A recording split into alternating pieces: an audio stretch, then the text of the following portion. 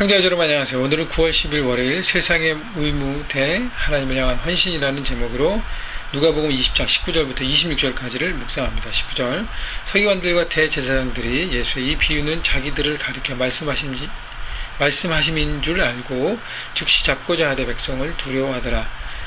자, 이 말씀은요, 어제 본문에 보면 포도원 주인이 타국으로 가면서 포도를 만들고 농부들에게 그 포도를 맡겼는데 어느 시간이 지나서 타국에 있는 주인이 자기 종을 보내서 그 포도원에서 무엇이 났는지 어떤 그 수익에 대한 일부를 바칠 것을 명령해서 메신저를 보냅니다. 그런데 어떻게 해요? 농부들이 그 메신저를 때려서 다시 돌려보냅니다. 그래서 주인이 2번, 3번 보내요. 결국 안 되니까 자기 아들을 보냅니다. 아들은 그 아들의 말을 존중하고 따르겠지. 그런데 이 포도 농부들이 자기 본분을 잃고 그 아들은 상속자니까 죽이자 해서 죽여버립니다. 결국 주인이 돌아와서 모든 것을 다 정리해버리죠. 자, 그렇기 때문에 반역하는 농부들이 바로 하나님의 뜻과 하나님 보낸 그 아들 예수님을 반대하고 반역하는 것인 것을 서기관들과 대제사장들이 깨달았다는 것입니다. 그래서 자기에 향한 말씀인 줄 알고 여러분 하나님의 말씀이 선포되었으면 그들이 말씀을 듣고 회개해야 합니다. 마음으로 돌이키고 이것이 바로 나를 향한 하나님의 말씀이셨구나 하고 돌아서야 합니다. 그런데 어떻게 되죠? 회개하지 않고 마음을 돌이키지 않고 오히려 반항하고 분노로 가득 찼습니다. 그러니까 자기 의가 너무 강한 거예요. 하나님 말씀보다 자기가 더 앞서 있습니다. 그래서 결국 멸망과 무너짐의 대상이 되었습니다. 자, 그런데 오늘 본문에 기록되지 않지만 성경에 보면 다윗이라는 인물이 있습니다. 다윗이 밧세바와 간음합니다. 그래서 큰 죄를 져요. 그리고 나서 조용히 살아갑니다. 아무도 그에 대해서 얘기 안 합니다. 그런데 하나님이 나단 선지자를 보내서 한 비유로 다윗에게 그 비유를 얘기합니다. 그래서 다윗이 막 그 비유를 듣고 그 사람이 정말 나쁜 사람이라 흥분하잖아요. 나단 선지자가 그 비유에 나타난 나쁜 사람이 바로 너다라고 얘기합니다. 그때 다윗이 어떻게 했어요? 눈물로 그 자리에 엎드려 회개했습니다. 그것이 바로 자기에 향한 하나님의 말씀을 듣고 회개하고 돌이켰습니다. 여러분, 서기관과 다윗의 차이는 뭐예요? 같은 죄를 짓고 비슷한 잘못된 선택을 해왔지만 어떤 사람은 그것을 듣고 회개하고 돌이켜서 온전한 사람으로 섰고 한 사람은 그것을 끝까지 거부하고 보고하고 자기 의와 분노와 반항하면서 결국 멸망의 길로 갔습니다. 그래서 결국 어떻게 했냐면요. 20절 보세요. 이에 그들이 엿보다가 예수를 총독의 다스림과 권세 아래에 넘기려 하여 정탐들을 보내어 그들로 스스로 의인인 체하며 예수의 말을 척잡게 하니. 자, 그래서 어떻게 하면 예수님을 제거할까? 서기관과 대제사장들은 예수님의 원수로서의 사역을 그 삶을 선택합니다. 그래서 총독, 유대 총독, 그러니까 로마에 파견되어 있는 총독에게 넘겨서 자기들의 손에 더러운 것을 붙이지 않고 해결하려고 했던 것이죠. 그래서 관계를 씁니다. 그래서 예수님의 대화에 이렇게 대화를 이끌어서 예수님이 어떤 로마나 총독이나 이 부분에 대해서 반역하는 대화를 할 수 있도록 끌어냅니다. 21절 그래서 이제 스파이들을 보내는데요. 그들이 물어 이르되 선생님이여 우리가 아노니 이제 그 스파이들이 그냥 예수님 앞에 물어보는 군중처럼 위장하고 예수님께 질문합니다. 당신은 바로 말씀하시고 가르치시며 사람을 외모로 취하지 않으시고 오직 진리로서 하나님의 도를 가르치시나이다.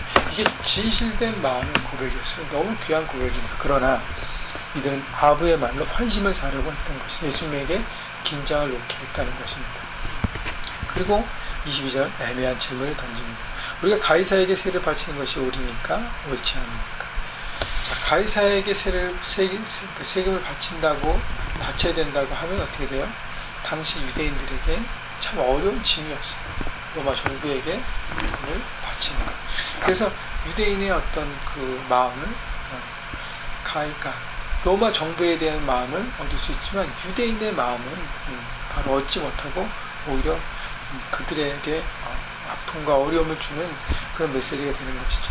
그렇다고 해서 가이사에게 세를 바치지 말라는 로마 정부하고 문제가 생깁니다. 그러니까 이러지도 못하고 저러지도 못하는 정말 질문의 문제인 것이죠. 자, 우리가 그 문제에 대한 것을 생각하기 전에 사람과의 관계에서 지나치게 아부하는 사람, 정직하지 못한 사람입니다. 진실하지 못한 사람입니다. 여러분, 사람은 겪어봐야 아는 것처럼 우리가 대화하면서 그 사람이 정말 얼마나 진실된 사람인가를 여러분 경험하셔야 합니다. 그 지혜가 필요합니다.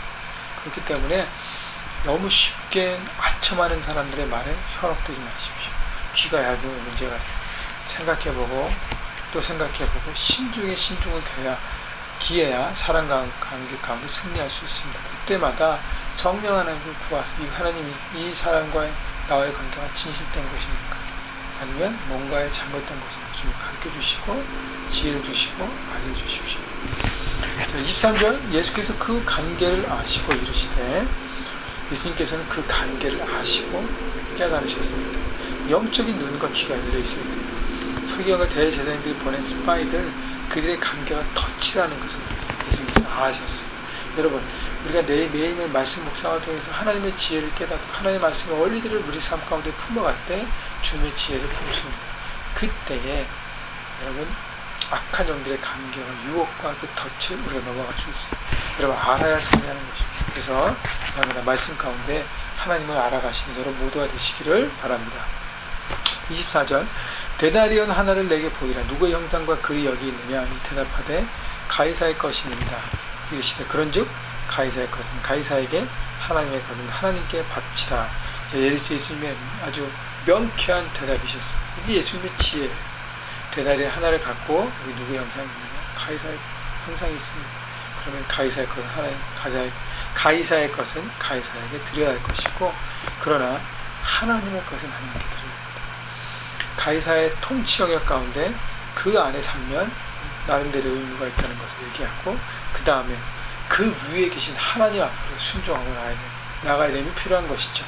우리 삶에 적용해 보면 우리가 미국에 살아가면서 우리가 마땅히 내야 될 세금에 대해서 성실하게 납부해야 하는 것입니다. 이것이 미국 시민으로 나는 영주권도 없고 나는 비자고 나는 그렇지 않은데요. 여러분 미국 땅에 살아가서 미국의 도움을 받는 한 우리는 미국의 시민으로 살아가는 거예요. 신분이 어떨지라도 이 땅에서 사는 한 미국의 시민처럼 살아야 하는 것이죠. 그래서 마땅한 의무를 해야 되는 것입니다.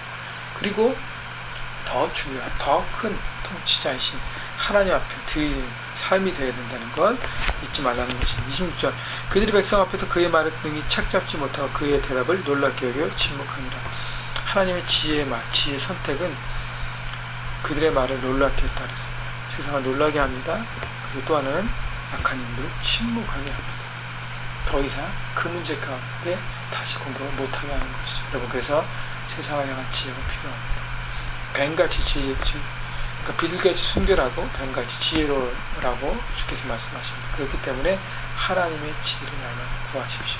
그 지혜는 기도를 통해서 하나님의 향한 묵상을 통해서 늘 하나님의 간구를 통해서 내려오는 것입니다. 여러분 하나님의 지혜로 세상의 모든 어떤 이런 갈등 가운데 현장에서 승리하시는, 그래서 모든 걸 돌파하시는 하나님의 나라를 선포하고 하나님의 뜻을 붙잡고 그 믿음으로 달려가시는 여러분 모두가 되시기를 주님의 이름으로 축원합니다.